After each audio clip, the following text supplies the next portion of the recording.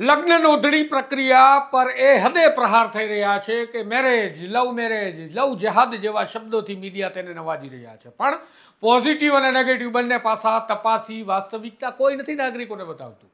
નાયબ મુખ્યમંત્રી હર્ષ સંઘવીના આ અંગેના નિવેદન બાદ કોઈ કહે છે વાહ વાહ, સરકારે મોટું તીર માર્યું, તો કોઈ કહે છે આ તીર તો અમે મરાવ્યું. વળી નેગેટિવ પાસાની ચર્ચા કરતા લોકો એવું કહે છે કે સરકારે તો બંધારણને ગોળીને પી લીધું છે અને હવે બસ બધું પતી જવાનું છે.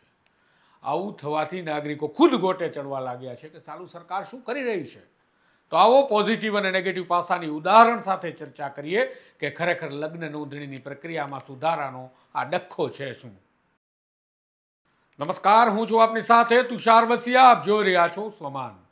ગુજરાત વિધાનસભાનું બજેટ સત્ર ચાલી રહ્યું છે, ત્યારે વિધાનસભામાં રજૂ થયેલા બજેટને ભૂલીને માત્ર લગ્ન નોંધણીની પ્રક્રિયાઓની ચર્ચાઓ માધ્યમો ચલાવી રહ્યા છે.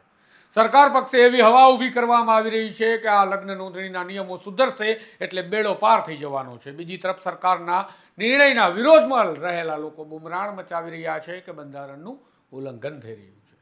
પ્રેમ ઉપર તરાપ લગાવવામાં આવી રહી છે, કેટલાક એવું પણ કહે છે. પરંતુ ખરેખર જોવા જઈએ તો લગ્ન નોંધણીના નિયમોમાં સુધારો સમયની જરૂરિયાત છે તેવું મને લાગે છે.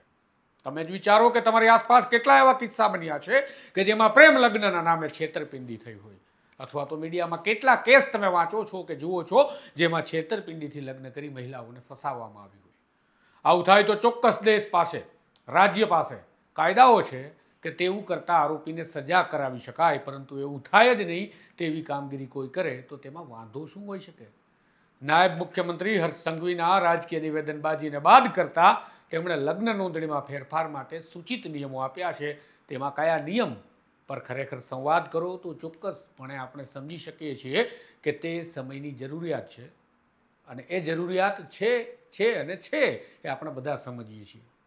વળી આ નિયમ સરકાર કંઈ એમ જ નથી લાવી રહી, તેને પણ નાગરિકોમાંથી દબાણ આવ્યું છે, વિપક્ષ દ્વારા પણ દબાણ સર્જવામાં આવ્યું છે. ત્યારે જઈ લગ્ન નોંધણીના નિયમોનું કામ સરકાર કરી રહી છે. એટલે એવું પણ કહી શકાય કે સત્તા પક્ષ અને વિપક્ષ જ નહીં પણ નાગરિકો પણ કેટલીક બાબતો સિવાય આ વાતના સમર્થનમાં છે કે લગ્ન નોંધણીની પ્રક્રિયામાં સુધારો થાય. નાયબ મુખ્યમંત્રીએ સૂચિત નિયમો રજૂ કર્યા, તેમાં લગ્ન નોંધણીની વાત છે, પણ તેને પ્રેમ લગ્ન નહીં કરવા દેવામાં આવે તેવું બતાવવામાં આવી રહ્યું છે. તે પણ સદંતર પાયા વિહોણી અને ખોટી વાત છે. આ નિયમો વાંચો ત્યારે સમજાય કે ખરેખર સરકાર કહી રહી છે કે લગ્ન કોઈ પણ વ્યક્તિ કરે અને તેની નોંધણી કરે તો તેની ચોકસાઈપૂર્વક ખરાઈ થવી જોઈએ. આવું કેમ કરવું પડ્યું તો સીધી વાત છે, ગુજરાતના કેટલાય ગામોમાં સદંતર ખોટી રીતે હજારોની સંખ્યામાં રૂપિયા લઈ અને લગ્ન નોંધણી કરી નાખવામાં આવતી હતી. રાજ્ય સરકાર ભ્રષ્ટાચારમાં ત્યાં ઊણી ઉતરી, એ વાત પણ એટલી સાચી છે. હવે આવું ખોટું થતું હોય તે અટકાવવું હોય તો સરકાર નિયમ તો લાવે કે નહીં. હવે વાત છે કે વર વધુ પ્રેમ કરતા હોય અને લગ્ન કરવા જશે તો તેના મા બાપને જાણ થશે અને તેનો પ્રેમ ભંગ થઈ જશે, એટલે કે લગ્ન નહીં કરવા દે ઘરના સભ્યો. જો આ વાતને પોઝિટિવ રીતે સમજો તો ખોટું શું છે. જેને ખરેખર પ્રેમ છે, કંઈ ખોટું જ નથી કરવું, તો પરિવારને લગ્ન થયાની જાણ થઈ જાય તો તેનાથી શું ફેર પડવાનો છે. બાકી જો ખોટા ઈરાદાથી કોઈ છોકરીને ફસાવી કે છોકરાને ફસાવી કોઈ ષડયંત્ર પાર પાડવાનું હોય તો એ લોકોને ચિંતા કરવાની હોય, પણ એવા લોકોને ચિંતા કરવાની હોય સુધારાના કારણે. હવે વાત આવે કે સરકાર નિયમો લાવી પ્રેમ લગ્ન જ નહીં કરવા દે તેવું કરી રહી છે તેની. ના ભાઈ, જુઓ, આ લગ્ન કરવાના કાયદાની વાત જ નથી અને તેની સત્તા પણ રાજ્યની સરકાર પાસે નથી. આ માત્ર ને માત્ર લગ્ન નોંધણી કરવાની વાત છે. જેમ તમે રાશન કાર્ડ, આધાર કાર્ડ, પાસપોર્ટ મેળવો તેમ લગ્નનું સર્ટિફિકેટ લેવાની વાત છે, જેના નિયમોમાં સુધારા કરવાની વાત કરવામાં આવી રહી છે.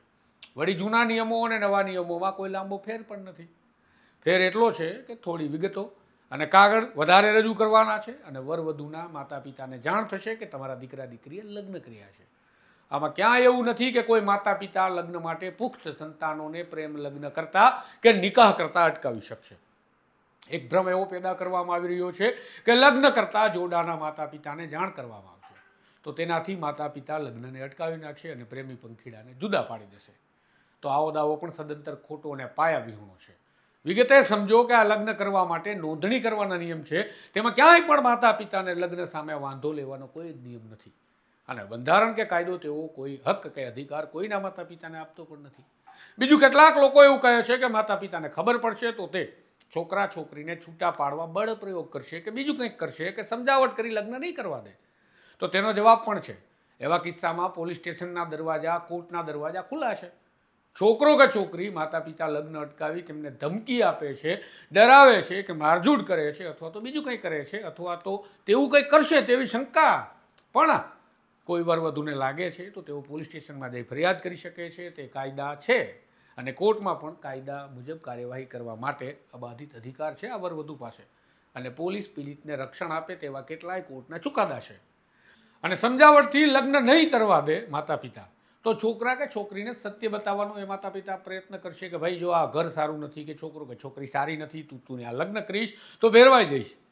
તેનાથી પણ આગળ વિચારો કે લગ્ન નોંધણીના સૂચિત નિયમોમાં માતા પિતાને જાણ થાય તે વાત જ વિવાદિત છે તો પછી લગ્ન કરવાવાળા પોલીસ રક્ષણ માગીને પછી લગ્ન કરશે કે સાહેબ અમને ડર છે, માતા પિતા અમને લગ્ન કરીશું તો કંઈક અનિચ્છનીય કરી શકે તેમ લાગે છે, અમને રક્ષણ આપો તો એ મળી શકે છે.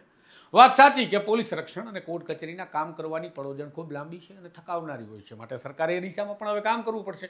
જો તમે નિયમો સુધારી અને જો સમાજ માટે કંઈ સારું કામ કરવા જઈ રહ્યા છો તો ખરેખર અસલ પ્રેમીઓ જેમની અંદર કોઈ પણ ખોટ નથી, એમના પ્રેમમાં પણ ખોટ નથી, એના માટે પણ સરકારે મદદરૂપ બનવું પડશે.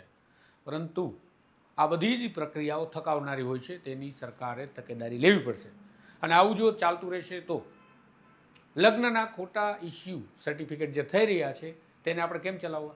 જો સુધારા નહીં કરીએ તો આવા લગ્નના સર્ટિફિકેટ ખોટી રીતે નીકળતા રહેશે. ભ્રષ્ટાચારી લોકો પૈસા લઈ અને આવા સર્ટિફિકેટ વેચતા રહે છે અને કેટલાય લોકોની જિંદગી ગોટાળે ચડે છે. કારણ કે માત્ર મહિલાનો જ સવાલ નથી, પુરુષોના જીવન પણ ગોટે ચડી ગયાના દાખલા છે. માટે મારા વાલા પ્રેમી પંખીડાઓ, ચિંતા કરવાની તમારે કોઈ જરૂર નથી. મેં તમને પોઝિટિવ નેગેટિવ પાસા સાથે નિયમો અને કાયદા પણ સમજાવ્યા છે, તેને તમે અખત્યાર કરી શકો છો, ઉપયોગ કરી શકો છો. તમે શું માનો છો એ કમેન્ટ બોક્સમાં જરૂરથી જણાવજો અને વિડીયોને વધુમાં વધુ શેર ફોરવર્ડ કરી ચેનલને સબસ્ક્રાઇબ કરવાનું ભૂલતા નહીં. નમસ્કાર.